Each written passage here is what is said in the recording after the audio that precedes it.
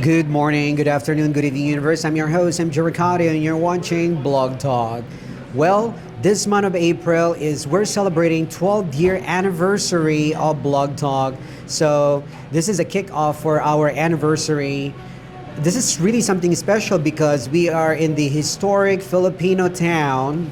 Yes, you heard that right. We are in Hi-Fi Kitchen, and I want to thank the owner for giving us the opportunity to be here at the Filipino historic town and with our guest. He's actually one of the 75 most influential Filipino-Americans of 2025, and also he's happened to be an international contemporary artist. Yes, yes, you heard it. If you heard about the Jacks and the Victor, he is the guy who is responsible for it. Please welcome to the show, Jefre. How are you doing? Thanks, MJ. Appreciate you having me here today. I know you're actually your name is quite long, but I'm glad you just shorten it. Well, it's in the artist world, it's Jefre, but according to my parents, it's Jefre Figueres Manuel. And when I started doing more work in the Philippines, they're like, "Anak, it's not Jefre, it's Jefre, Figueres, and Manuel. You need to show your Filipino pride when you're doing all this work in the Philippines." And actually that made me think about like the idea of when I'm influencing all the work in the Philippines, that now I should also include my Philippine heritage in press releases when I do stuff here in the States.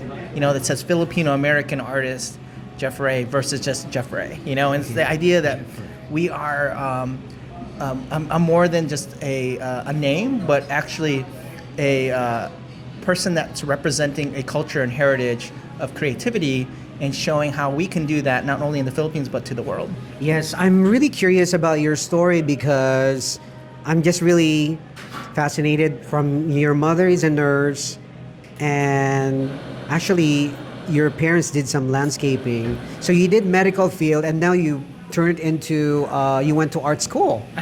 Well, I'm first generation Filipino. My mother came over here as a registered nurse. My father started as an accountant, actually. And over time, they both sort of had these other passion projects. One is my mother had this ambition to become a florist and actually do work in the flower industry and do things like weddings and corporations and installations related to flowers. And so my father said, "Hey, I'm going to give you a garden nursery with a flower shop." So it was an opportunity for them as a side business that then grew into something even bigger. And that's, I think where I got my creativity was actually me setting up vases, setting up flower displays, cutting flowers, looking at design and texture and form and balance, and how does that influence me in my work. And so, obviously, coming from a Filipino tradition, they want you to strive to be your best, right? And our best from culture is usually associated with something in the engineering or medical field, right? Absolutely. And so, I started off thinking about doing medicine, but then after some time, it's interesting because, when you go back to the homeland, I saw my mother's house, my mother's family house, you would see on the side of the building or at the entrance, the kids that actually were in medicine. And you would see Dr. So-and-so, Dr. So-and-so, MD so-and-so, and so-and-so.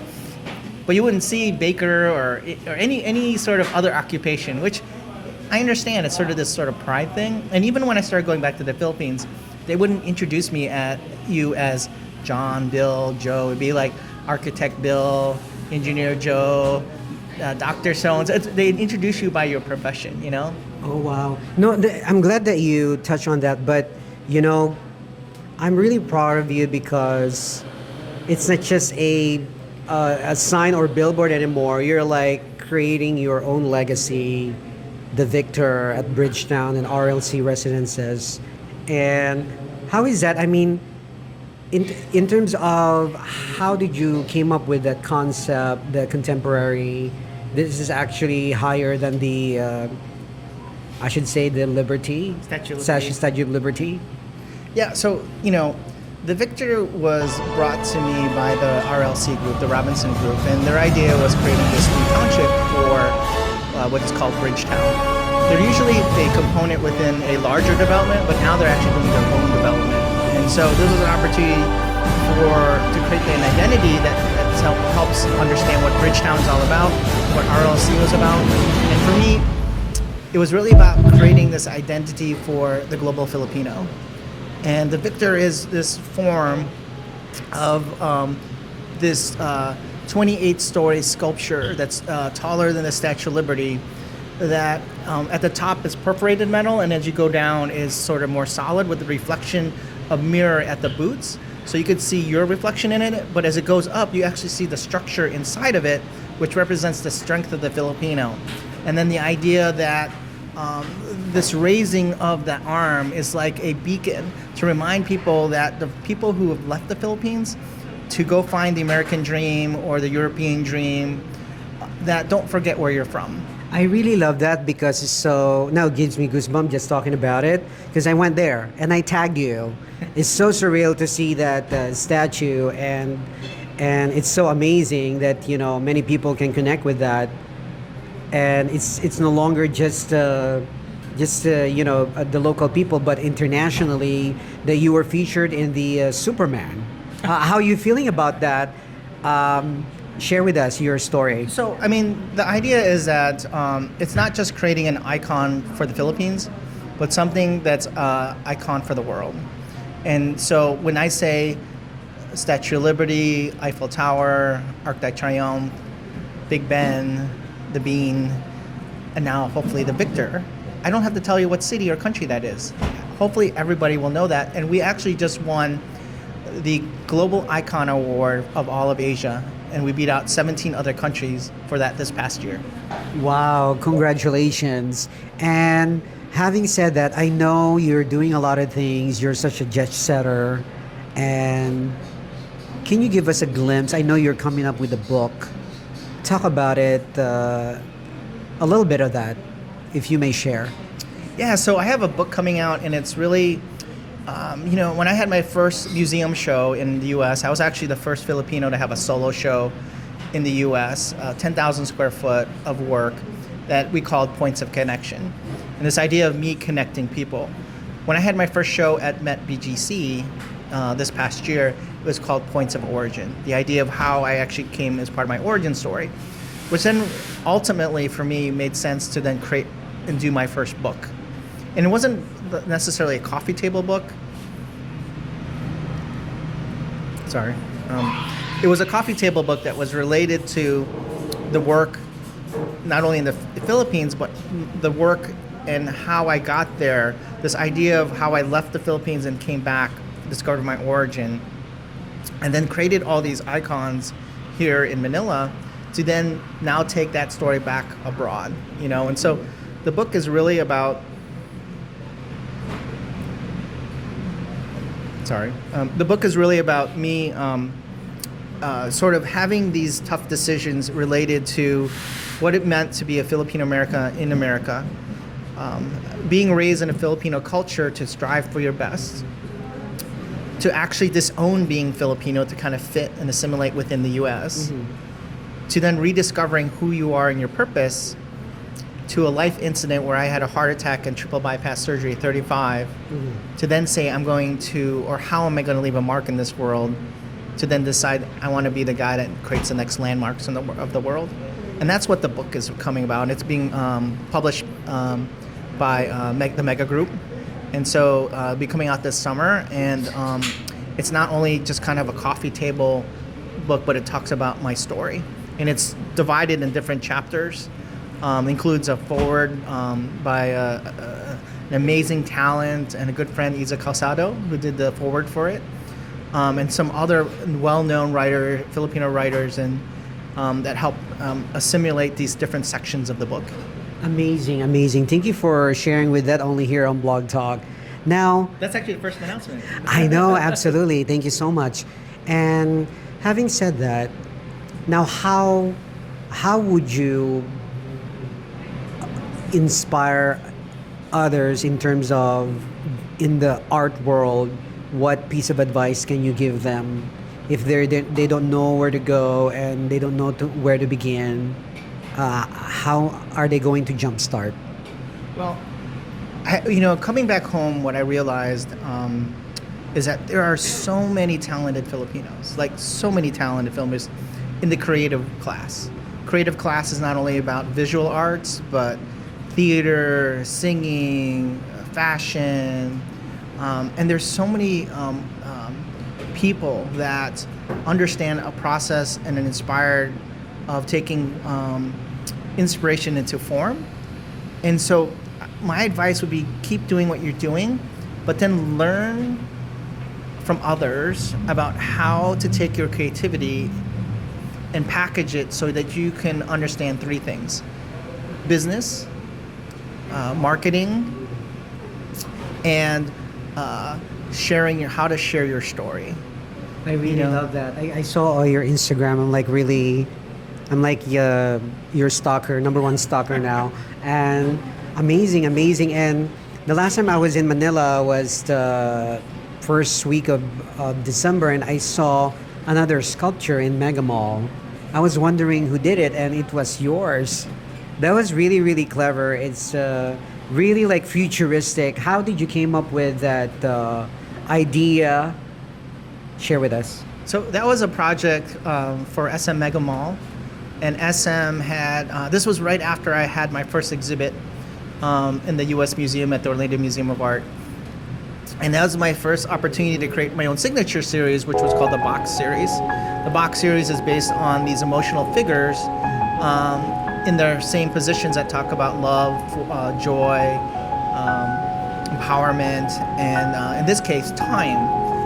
And the boxes are representative of buildings. Like when I go to a city, cities are not just composed of architecture, but the people that occupy the buildings, and there are these emotions and cultures. And so when you put all my figures on a horizon line, it makes a skyline of a beautiful city of emotions. And so SM saw that and said, we would love to have the opportunity to take your 9-foot version and make it 9-story version. So we selected time, and so it's right on EDSA where there's so much traffic, and it's a position where you can actually see your reflection in the head as you drive by, and you slow down, and you see someone with a watch, and the idea that the only thing you can't get back is time. I know. And so that the value of time and how you use it is the most important. I just wanted to remind the Filipino people of that as they're sitting in traffic. Absolutely, and that's amazing, and it's so clever. Now it's stuck in my head because I just saw it once. That's amazing, and so there's other icons that you could see. Like in the last five years, I've been able and been fortunate to create these giant monuments all over the skyline of Manila. In addition to the Victor and to Time, I did the piece over a Double Dragon over by Mega Mall. Which is called Biyani and Pag-asa, which means hero and hope. And those two sculptures are really about honoring the largest sort of working class that we have, which are the BPO workers. And so instead of doing another sculpture or monument to a presidential icon or a historian, why not honor the hard labor people that actually are making this country run? And so that's what you'll see when you drive by that one. It's a person leaning on the building. I really love that. Anyway, how did you get involved with one of the consultant or TV personality of Shark Tank? So it's an interesting story. The typical management for an artist is usually you work through a gallery, and I've done that before. And when I had my first shows, I was doing it on my own. But at an event in Orlando, Florida, called Impact Forum, there were several very innovative speakers that were invited to talk, including folks like from Microsoft and space and stuff like that. And there was one guy that was swimming around, and he was literally a shark. And it was Damon John from Shark Tank, and he was actually filming video of my artwork in a garden that was there. And we had to happen to run into each other backstage and mention who I was. And was very surprised that I was here, because in the collection of the garden, there was Botero's and Henry Moore's and my sculptures, and I was the only living artist in that collection. And the first thing he said is like, we need to figure out how we make artists a living while they're still alive. And that was the first thing he said to me. And after, talking and many discussions later, he started this group called Shark Art, where he's very supportive of artists, and he wants to help put a team around me. He's like, artists don't have teams, musicians, actors, they all have teams around them.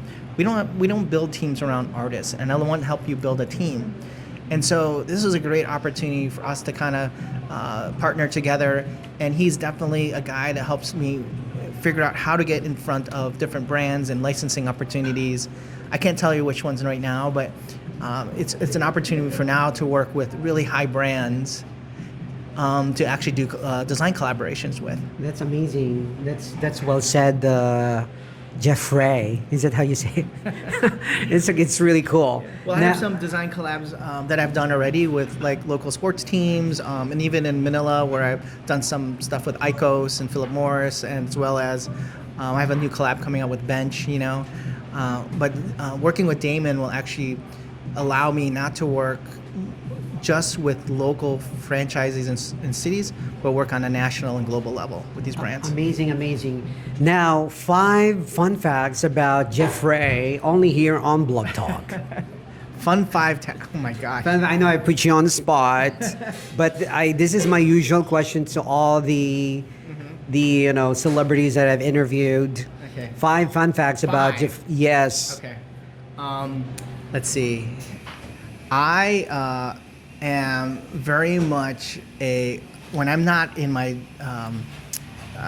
this sort of Jefre look, which yes. this sort of hat and the glasses and the black.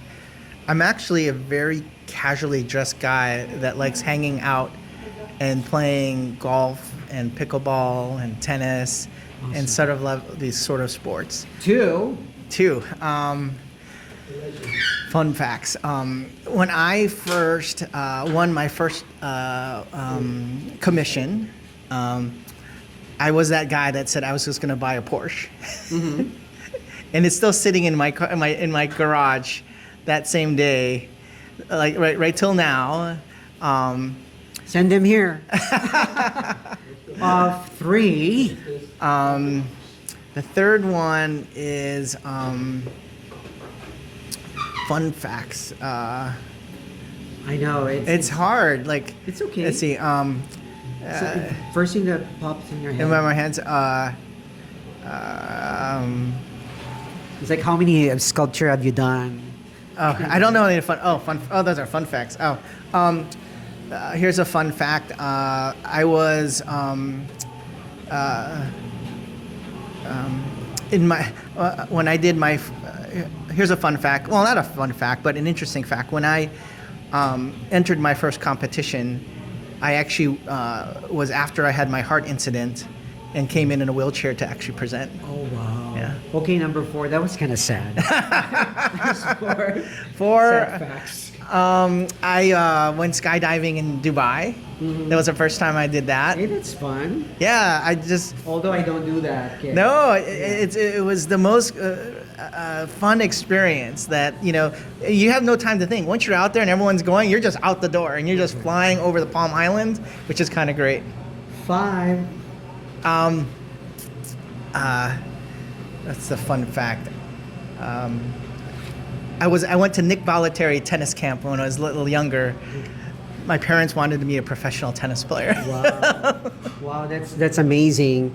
Now, thank you so much for providing all of those. So, any up and coming events with you, Jefre, invite them also on your social media. So here in LA, I have this amazing exhibition that's going to come here to the Chinese Theater, the Dolby Theater, Innovation Mall. We're planning this large installation that's going to go through these 3 venues. We're still trying to tie up the little details, but once we have that, I'm going to let everybody know. The second thing is obviously the book that I told you about is coming out. And also, I'm working on some really interesting things with, I can't tell you which company, but with a toy company, a international toy company. So, Wow, I'm so excited. So, can't tell you who it is yet, but you'll see these items in as collectibles, but also in stores. I think I kind of saw, but I'm not gonna mention it. I kind of saw it on your IG. Yeah, sometimes I drop little hints there, but I got to be careful. And so, invite everyone on your social media. So please, thank you for coming out here. Thank you, MJ, for having me here today here in Historic Filipinotown. Thank you for High Five for having us and hosting us here.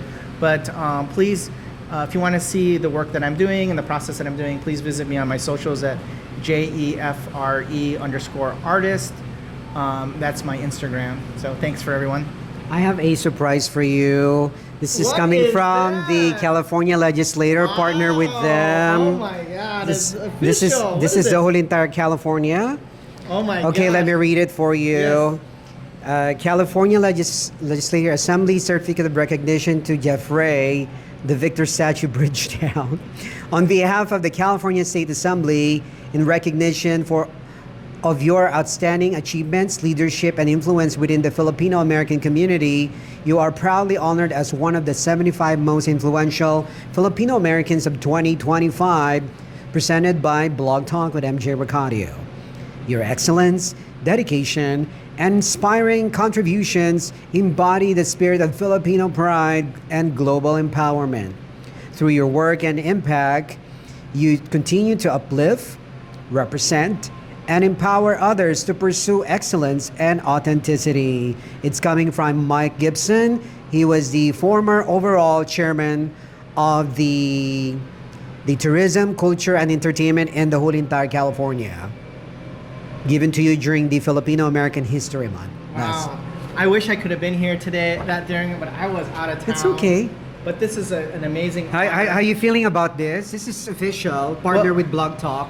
Thank This you, is Blog Talk. But the greatest thing is like the fact that we have a Filipino icon now being recognized by someone outside of the Philippines, This is the whole entire California. by sort of the District of California and the State of California on Filipino Heritage Month to kind of honor a work or project that we have created Absolutely. for our country of the Philippines. And thank you, MJ, for having this happen and having me be part of the 75 most influential Filipinos of 2025. So I appreciate. Sorry it took so long to do this, but we're finally done it. No, absolutely, because we're celebrating 12th year of BlogTalk this month. Thank you so much. So this is a Appreciate special it. interview, absolutely. And yeah, as they say in Tagalog, mabuhay ka. And before we go, I would like to thank OJ Leona for my hair. This is Jana Blaza, this ready to wear. He's celebrating his birthday actually this April. And of course, I want to thank Jefre for coming here. He just flew in from Florida. From Florida. And Yes. also, don't forget to come to Yeah, Hi-Fi Kitchen. We're promoting their merchandise. This is their new T-shirt. They Yes. came out. And their adobo is fabulous and their kare-kare. So come and check it out in the historic Filipinotown. And one shout out to my mom, to my baby, all my followers all over the globe. Until next time, I'm your host, MJ Racadio, and you're watching Blog Talk.